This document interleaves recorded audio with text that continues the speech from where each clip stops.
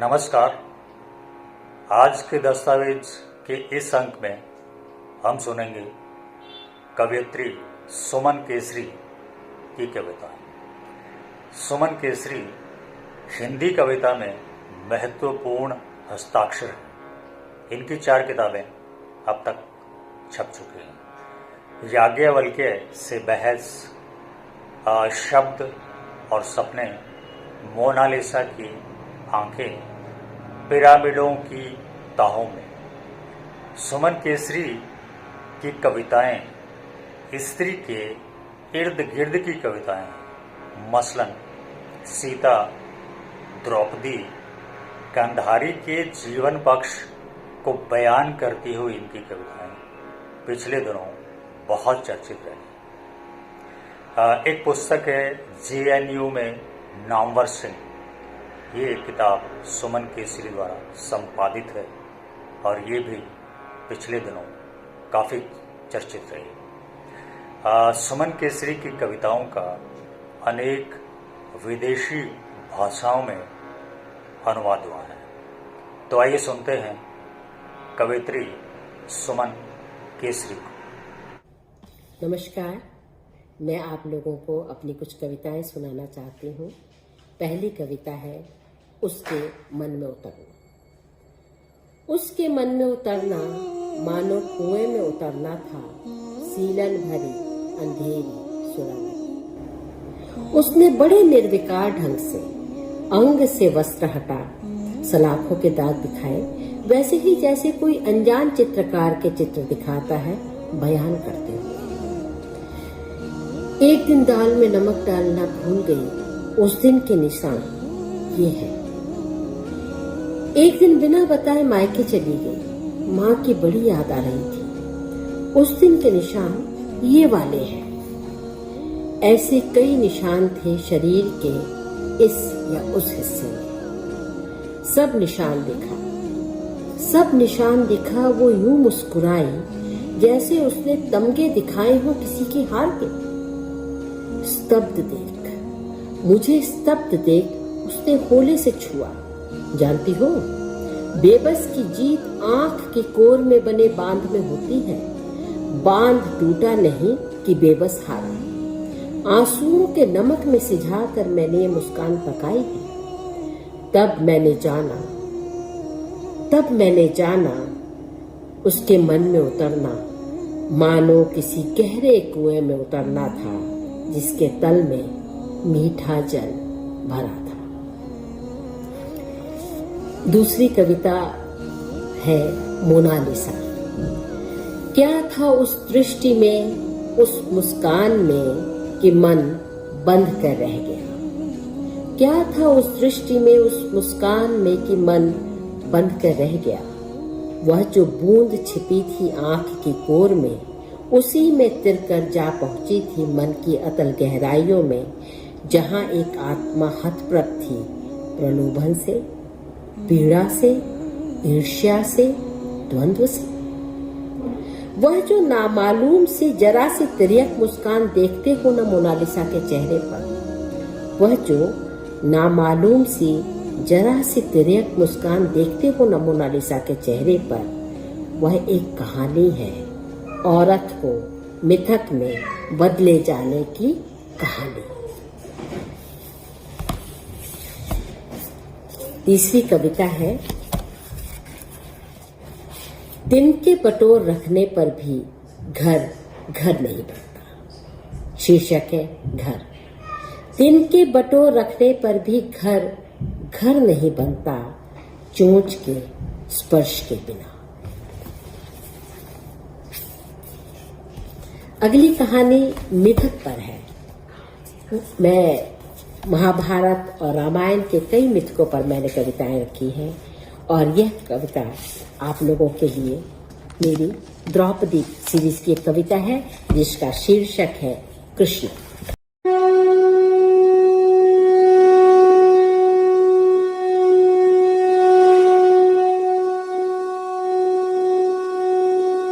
मैं पांचाली पुष्चली, मैं पांचाली पुष्चली आज खुद को कृष्णा कहती हूँ डंके की चोट पर। मैं पांचाली पुष्चली आज स्वयं को कृष्णा कहती हूँ डंके की चोट पर। मुझे कभी न भूलेगी कुरु सभा की अपनी कातर पुकार, और तुम्हारी उत्कंठा मुझे आवृत्त कर लेने की। ओह वे क्षण, ओह वे क्षण, बदल गई मैं। सुनो कृष्ण, सुनो कृष्ण, मैंने तुम्ही से प्रेम किया है, दोस्ती की है। तुमने कहा अर्जुन मेरा मित्र, मेरा हमरूप, मेरा भक्त है, तुम इसकी हो जाओ। मैं उसकी हो गई। तुमने कहा माँ ने बांट दिया है तुमको अपने 5 बेटों में, तुम बट जाओ। मैं बट गई। तुमने कहा सुभद्रा अर्जुन प्रिय है, स्वीकार लो उसे। मैंने उसे स्वीकार कर लिया। प्रिय यह सब इसलिए कि तुम मेरे सखा हो, और प्रेम में तो यह होता ही है। सब कहते हैं अर्जुन के मोह ने हिमदंश दिया मुझे, किंतु मैं जानती हूँ कि तुम्ही ने रोक लिए थे मेरे कदम। मैं आज भी वहीं पड़ी हूँ प्रिय, मैं आज भी वहीं पड़ी हूँ प्रिय।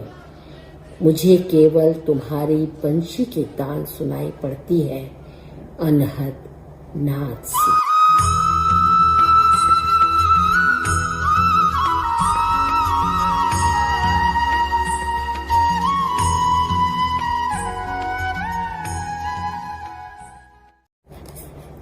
अगली कविता है जिसका शीर्षक है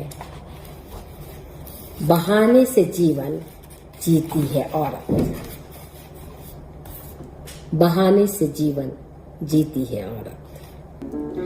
बहाने से जीवन जीती है औरत, थकने पर सिलाई बुनाई का बहाना, अनाज बीनने और मटर छीलने का बहाना, आंखें मूंद कुछ देर माला जपने का बहाना, रामायण और भागवत सुनने का बहाना, घूमने के लिए चलीहाबद मंदिर जाने का बहाना, सब्जी भाजी चूड़ी बिंदी खरीदने का बहाना, बच्चों को स्कूल ले जाने लाने का बहाना, प्राम उठा नन्हे को घुमाने का बहाना, सोने के लिए बच्चे को सुलाने का बहाना, गाने के लिए लोरी सुनाने का बहाना, सजने के लिए पति रिश्तेदारों का बहाना, रोने के लिए प्याज छीलने का बहाना, जीने के लिए औरों की जरूरतों का बहाना,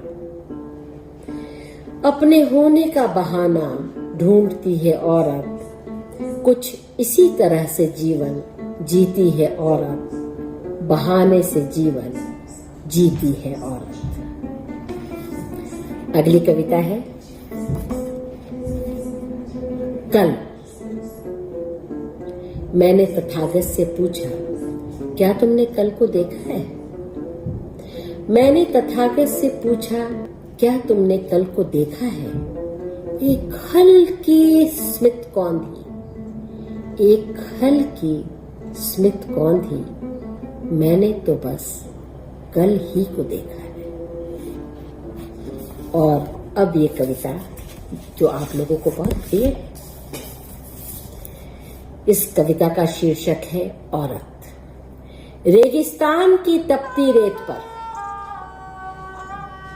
औरत रेगिस्तान की तपती रेत पर अपनी चुनरी बिछा, उस पर लोटा भर पानी और उसी पर रोटियां रखकर हथेली से आंखों को छाया देते हुए औरत ने ऐन सूरज की नाक के नीचे एक घर बना लिया। रेगिस्तान की तपती रेत पर अपनी चुनरी बिछा, उस पर लोटा भर पानी और उसी पर रोटियां रखकर हथेली से आंखों को छाया देते हुए औरत ने ऐन सूरज की नाक के नीचे एक घर बनाया।